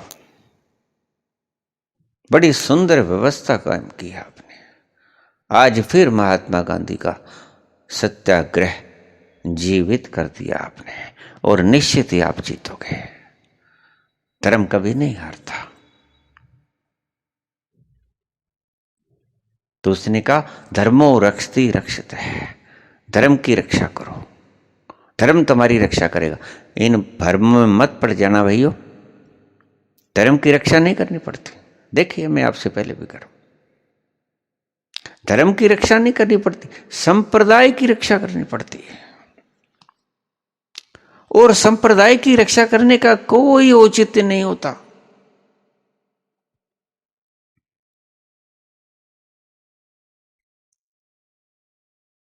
और जैसे जैसे कोई व्यक्ति अपनी गुंडागर्दी से, अपनी ताकत से, अपनी शरारती दिमाग से सत्ता को हथियाने में सफल हो जाता है और तुम्हें मात देके सत्ता हथिया लेता है, तो आपके पास ईश्वर ने बुद्धि दी है, शांति प्रिय ढंग से उससे निपटी। वो एक है तो आप अनंत हैं। और देखिए जो व्यक्ति दुष्ट व्यक्ति का साथ देता है वह बराबर का भागीदार होता है। भीष्म ने पूछा कृष्ण से कि प्रभु मेरा कसूर क्या था? इतना कसूर तो ना था, इतना मुझे मिल गया, मेरा रोम रोम। तो कृष्ण ने बड़ा सुंदर जवाब दिया। कृष्ण कहने लगे तुम रोक सकते थे, तुमने रोका नहीं, यही तुम्हारा कसूर। और सत्य पूछो तो ये महाभारत हुआ ही तुम्हारे करके। तुम रोक सकते थे, तुमने रोका नहीं। सबसे पहले तुमने हस्तिनापुर का राज्य ठुकरा दिया, वहां गलती की, वहां पाप किया। गलती नहीं की, पाप किया। दूसरी बात, तुमने महाभारत रोक सकते थे, तुमने रोका नहीं। तुमने पाप को सरेआम अपनी नंगी आंखों से नृत्य करते देखा, अपने सामने देखा कि नहीं देखा? उसने कहा देखा। तो क्यों नहीं रोका? इसलिए तुम्हें सबसे ज्यादा बड़ा दंड मिलना चाहिए था। जितना बड़ा व्यक्ति होता है उसके ऊपर उतनी ही जिम्मेदारी होती है। अगर कोई व्यक्ति जिम्मेदारी उठाने के लिए योग्य नहीं है, उसके कंधे उस भार को वहन नहीं कर पाते हैं, तो उसे अपना जिम्मेदारी का पद छोड़ देना चाहिए, हाथ जोड़ लेना चाहिए कि क्षमा करो, मैं इस जिम्मेदारी को नहीं निभा पाऊंगा। भीष्म पितामह को चाहिए था कि अगर वो विरोध नहीं कर सकता था तो उठ के चले जाता कि मैं ये सीन नहीं देख सकता हूं, वहां बैठा नहीं रहता, तमाशा ना देखता। द्रोणाचार्य ने तमाशा देखा, कृपाचार्य ने तमाशा देखा, भीष्म पितामह ने तमाशा देखा, इन सभी लोगों ने तमाशा देखा। धृतराष्ट्र तो अंधा था, वो तो देख ही नहीं सकता था, लेकिन ये तीन लोग तमाशबीन बन के देखते रहे, तमाशा देखते रहे।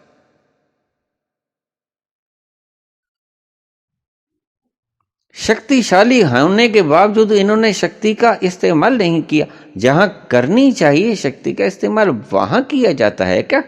अगर कोई सड़क पे गिर पड़ा है और तुम्हारे पास शक्ति है तो शक्ति उस गिरे हुए को उठाने में लगाओ। जो ठीक से चल रहा है उसको गिराने में क्यों शक्ति का प्रयोग कर रहे हो? अरे मूर्खो, ये तो शक्ति का दुरुपयोग हो गया। तुम शक्ति का सदुपयोग क्यों नहीं करते हो? जब परमात्मा ने तुम्हें शक्ति दे दी, उस ईश्वर ने,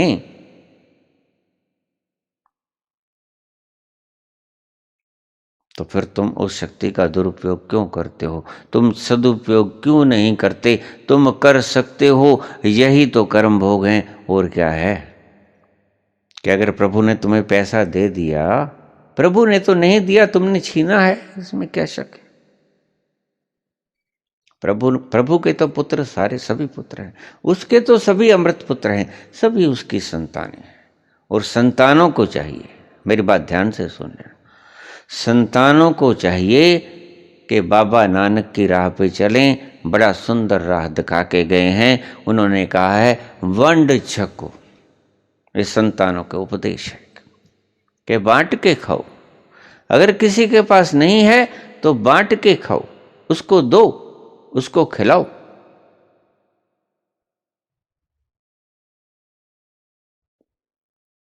और फिर आप खाओ। हम सभी उसी प्रभु की संतानें हैं। ईश्वर ने नहीं बांट के हमारे हिस्से दिए हैं कि ये हिस्सा तुम्हारा, ये हिस्सा तुम्हारा। नहीं नहीं नहीं, यहाँ जिसकी लाठी उसकी भैंस। जहाँ जिसमें जोर ज्यादा था, जिसमें शरारत ज्यादा थी, जिसमें बदमाशी ज्यादा थी, उसने छीन लिया है तुमसे। देखो भाइयों, अगर कोई अमीर है तो छीन लिया है। मैंने पहले ही कहा है कि ये जो सामूहिक फैक्ट्रियां चलती हैं, इसमें सभी का योगदान बराबर होता है, और प्रॉफिट में भी बराबर का योगदान हो। मैं साम्यवादी नहीं हूं। साम्यवाद मेरा मंतव्य नहीं है, साम्यवाद तो आना भी नहीं चाहिए। इसके ऊपर मैं अलग से प्रवचन करूंगा। आपका समाजवाद नहीं आना चाहिए। हाँ, पेट अवश्य भरना चाहिए, तन अवश्य ढकना चाहिए, सिर अवश्य ढकना चाहिए। ये तीन चीजों को मैं जरूर समझता हूं। जरूरत अवश्य होनी चाहिए। फिर आपके पास मर्सिडीज कार हो न हो, कोई बात नहीं। आपके पास संपाला हो ना हो, कोई रॉल्स रॉयस हो न हो, कोई बात नहीं। उसको छोड़ो, वो शौक है। लेकिन जरूरत हद हो गई। ये इंसाफ है? 7.5 अरब लोग एक टक निहारे जा रहा है, और सरेआम पाप हो रहा है सारे संसार में। कोई है रखवाला? कोई बात नहीं है, मैं जानता हूं, रक्षा करेगा। तुम निश्चिंत रहो। अगर कोई पाप कर रहा है और तुम अशक्त हो, तुम उसका मुकाबला नहीं कर सकते, तो कोई बात नहीं, तुम धैर्य बनाए रखो। तुम देखोगे उनकी चमड़ियां उधड़ती तुम्हारे सामने उधड़ेंगी। कौन उधड़ेगा? वो प्रकृति। वो अपने घर की साफ सफाई खुद किया करता है, मैंने पहले कहा। जब भी पाप हो जाता है, और पाप है कि नहीं है वो बेहतर जानता है।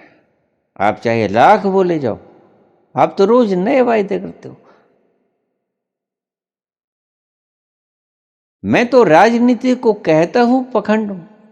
मैं तो राजनीति को पाखंड ही कहता हूं। जैसी आज है, ये तो पाखंड है।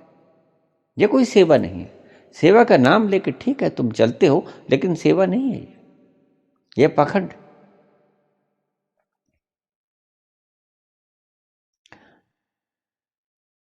ये तो आप उसकी जान निकालने के लिए आते हो।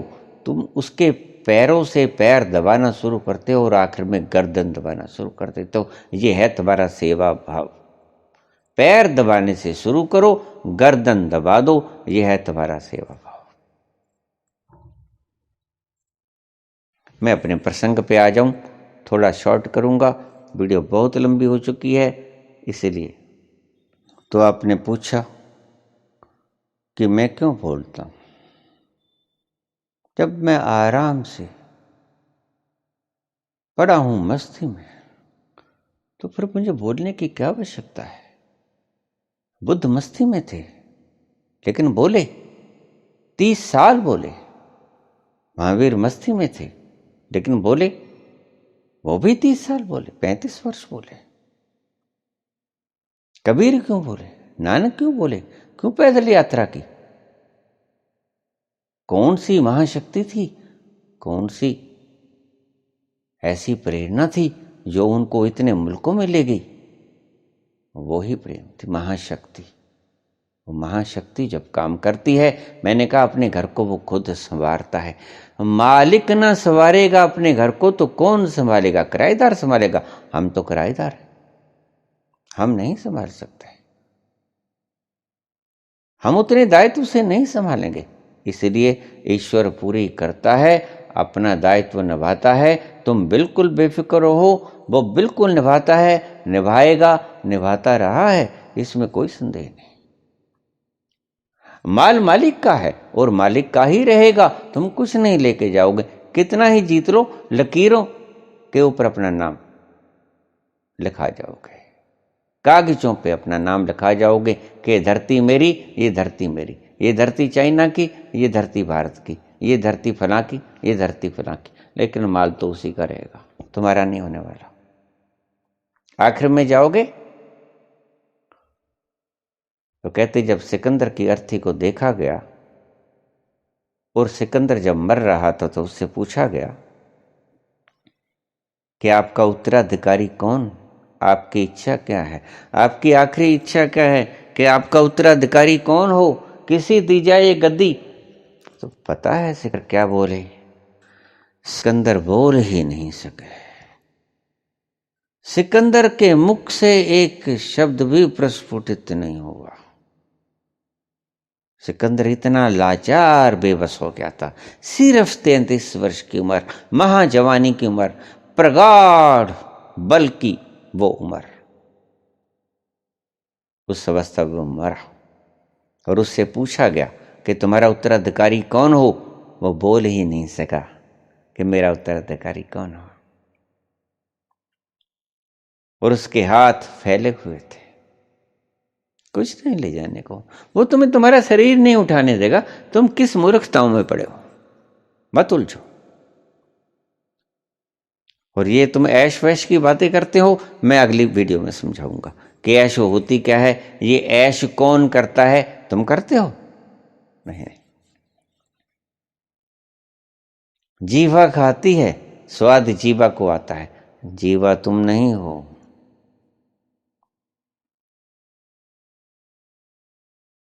पौष्टिक भोजन खाते हो, पेट में जाता है, वो तुम्हारे मसल्स बनते हैं, तुम्हारा शरीर पुष्ट होता है, तुम्हारा शरीर बलशाली होता है। शरीर तुम नहीं हो।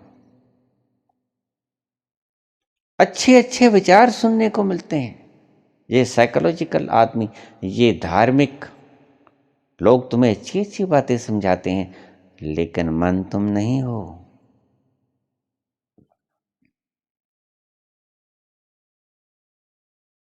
ये मैं प्रज्ञावान पुरुषों की बातें करता हूं और मैं इस पे स्टैंप लगाता हूं, मैं अपनी मोहर लगाता हूं। क्यों? क्योंकि मैंने देख लिया है।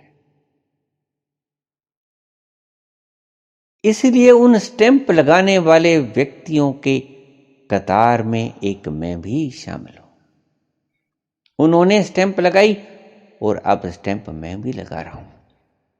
ईश्वर है, मैंने देखा है, इसलिए बोल रहा हूं। बोलने से न समझ पाओगे, बोलने से इशारा ले लो, इतना ही काफी है, इसीलिए बोल रहा हूं। करुणावश बोल रहा हूं। और मुझे पता है ये करुणावश बोलने वाले व्यक्तियों का कोई ज्यादा अच्छा असर नहीं हुआ करता है। ज्यादा अच्छा क्या, अच्छा ही नहीं हुआ करता है, बल्कि वर्ण बुरा असर हुआ करता है। तुम सूली चढ़ा दिया करते हो, तो हाथ पांव काट लिया करते हो, तुम बहुत कुछ कर लिया करते हो। तुमने पता ही है, मैं तुम्हें क्या बताऊं तुम क्या किया करते हो। पंडितों ने कबीर को काशी से निकाल दिया था, हालांकि हमारे शास्त्र ये बात वर्णित नहीं करते। कबीर कहा करते थे कि कहीं मर जाओ, तुम्हारे कर्म जाएंगे साथ में, किस जगह पे मरते हो ये बात मायना नहीं रखती है। तो कहते ठीक है, फिर मगहर में जाओ।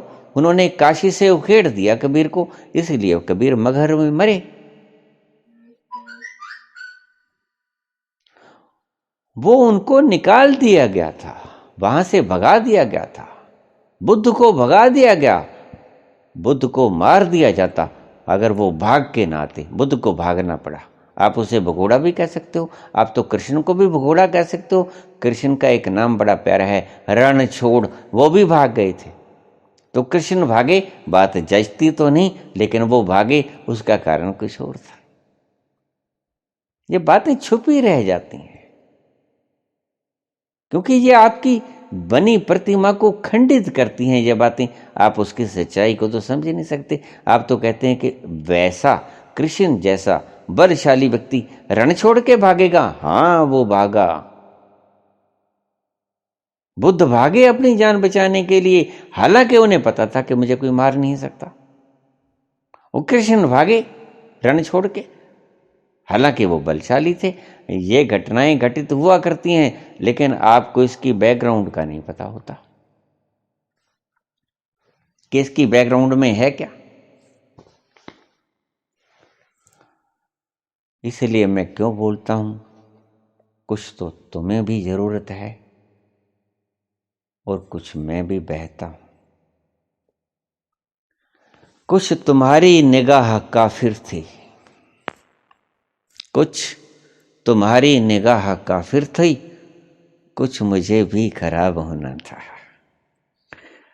कुछ तुम्हारी निगाह काफिर थी, कुछ मुझे भी खराब होना था, कुछ मुझे भी खराब होना था। धन्यवाद।